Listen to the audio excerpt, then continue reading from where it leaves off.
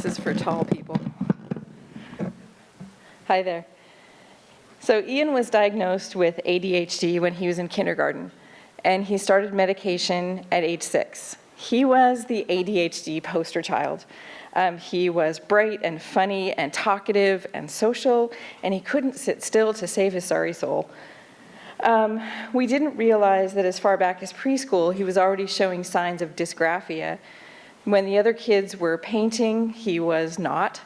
By the time he finished preschool, just before kindergarten, when all the other kids were graduating to pencils, he had just barely started to pick up a paintbrush and do big giant motions like this. But then he went off to kindergarten, where all of a sudden they expected kids to use pencils and start writing letters. He was not ready for that.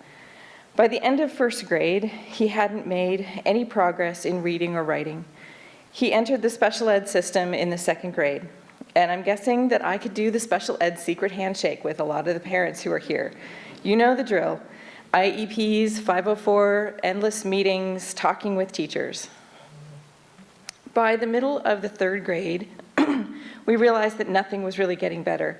He still couldn't write, he could hardly read. He could tell us details about nudibranchs and galaxies and rocket engines. He could build the Taj Mahal out of Legos. But nothing from school was really changing very much. He hid from his friends that he couldn't read the Harry Potter books, but we listened to them on audiobook instead. In the 3rd grade, we went to the children's program in Portland for independent testing. I still remember one of the clinicians there telling us, "You didn't tell us he was so bright." We knew he was really smart, but not how much. By their measurements, his IQ was really, really high. They diagnosed him with dyslexia and dysgraphia, both of which are terms that the public school system doesn't even use because they don't have the funds to respond to them. I remember one particular test for symbol association, which is the ability to translate little squiggles on the paper into language. And Ian's score on that particular test was in the 8th percentile. The children's program gave us the best piece of advice we'd ever received, which was, you won't ever get everything you need from the resource room in Oregon.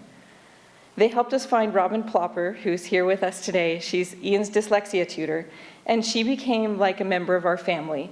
She came and gave lessons to Ian in reading and spelling and writing in our dining room for 6 years.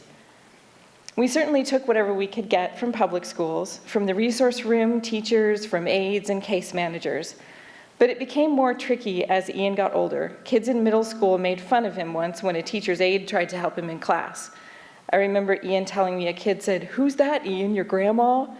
In 7th grade, that's the worst thing ever. Robin went with us to school conferences and teacher meetings, explaining what we had tried, what worked, what didn't work, to an ever-increasing and ever-changing parade of teachers. Some were helpful and understanding, and some were less so, and probably saw Ian as a burden. Ian dog-paddled along through middle school with a lot of support from home, from Robin, and a few teachers.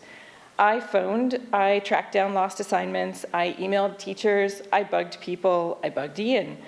I regulated video game time. I barked up trees, I rattled cages, I became an algebra tutor. Ian's backpack looked like a hamster cage. His life was a progression of lost work and missing assignments and talking in class, and I forgot, and I don't know where it is, but we made it work, sort of, and we hoped that high school would at least be okay. Ian's freshman year in high school was the fall of 2012, which, as many of you who live in this area know, was the year of Beaverton's horrible draconian budget cuts. He went from classes of 35 in middle school to classes of 50 in high school. He had 52 kids in his English class, and he had 48 kids in his geometry class. In addition, half of his teachers had been transferred to his school against their will. They didn't know the kids, they didn't know the school, they didn't know the principal, they didn't know each other. His teachers were just as overwhelmed and drowning as much as he was. In the middle of the first semester, his progress report showed that he was failing every class but one. The worst of it, though, was that he didn't know it and we didn't know it. The reporting from school was so poor that we didn't know that everything was falling apart until the end of November. So in December of 2012, I was sitting in a meeting at Edison learning what they could do for bright kids like Ian who were floundering in school.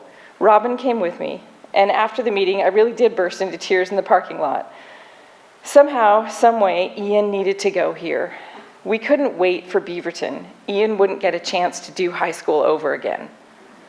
So while I was running around like a crazed squirrel on espresso, trying to find Ian, all of Ian's missing assignments, we also turned in an application to Edison. My husband thought that I had lost my very last marble. How would we ever afford $20,000 every year for 4 years? We applied anyway. Edison accepted Ian, and he started in January, but that year's financial aid had already been given out. We raided our savings, we dug under the couch cushions, we found the money for half a year's tuition, and in the spring of 2013, we got the news that we had partial financial aid from Edison, which is news that took the school from a complete financial disaster to a manageable expense. Partial financial aid means that we can still do the things we need to do, like save for retirement, put a new roof on our house, or call the plumber when the ceiling drips. It hasn't been all roses. It's taken a long time for Ian to get the hang of school, but it gets better all the time. One of the things I love about Edison is that I know what's going on all the time, and so does Ian. We get an update in our email every week, without fail, of what his grades are in every class. It includes a record of every assignment, what was turned in, what the grade is, if it was late, if it was graded down for being late. At public school, I would have needed a private investigator or maybe even a sheepdog to get that much information. At Edison, I get it every week like clockwork. In Ian's advisory class at Edison, he actually gets a grade on the state of his backpack and his binder. So there's no more hamster cage. In a class of 8 students, the teacher has time to help them get organized. Did you get that? 8 students in a class. After public school classes of 52, I'm in heaven. If Ian's grades drop to a C or below in any class, he gets a mandatory invitation to stay after school for 3 days the next week to fix it. Staying after school is one of Edison's built-in safety nets that I love, and it's the kind of help that was so difficult to get from public school. Some of the teachers stayed after, and some didn't, and it wasn't required. At Edison, it's part of the school, and it's always there if kids need it. Ian sometimes stays after even when it isn't required, just to ask questions or get help with assignments. I'm also a huge fan of Ian's math teacher, Colin Lipsey, who's here with us. As well as being a fantastic math teacher, he's a trained engineer, so he knows what Ian needs to do to get to engineering school.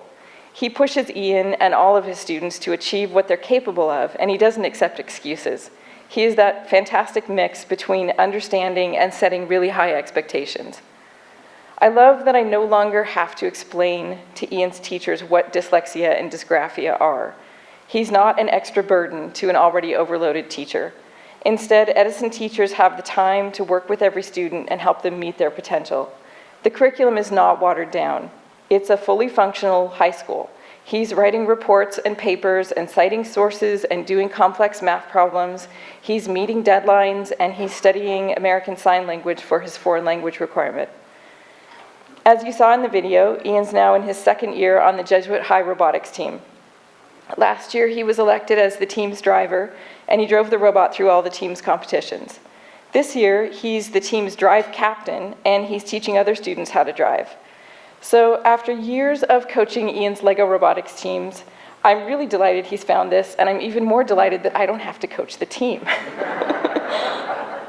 Robotics also encourages Ian to keep his grades up, and so that he doesn't have to miss any of the robotics meetings. I love that Edison kids can participate in all of Jesuit's events and clubs and sports and activities.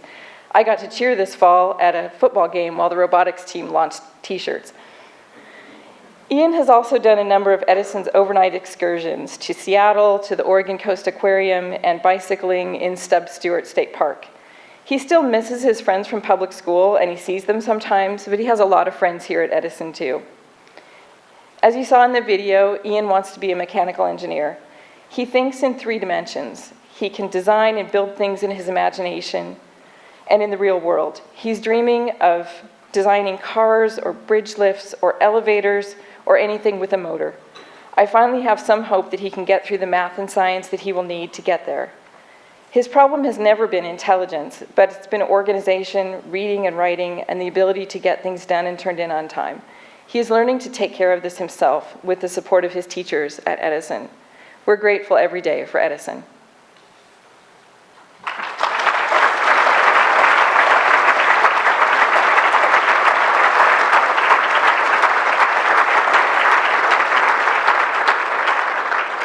So I'd like to ask the table captains now to pass out the pledge cards. Please take a minute.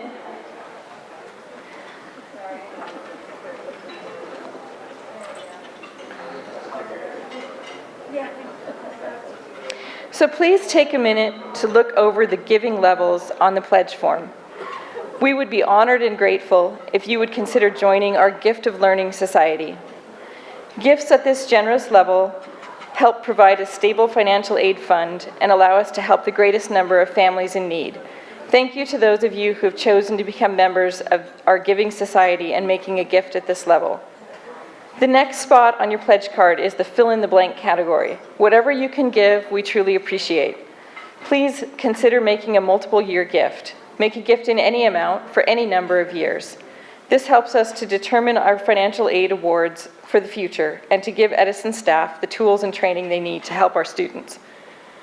To make it as easy as possible for you, we can set up an automatic monthly gift in any amount you choose. But whatever pledge you make, if at all possible, we would truly appreciate if you make your first gift today. Our program is almost over, and I want to leave you with one thought. Whatever gift you have chosen to make, whether you choose to become a member of the Gift of Learning Society or make a single gift, or have simply given the gift of your time to learn more about this school, I sincerely thank you on behalf of Edison High School. When you're finished, please pass your envelope to your table captain, and thank you again for joining us.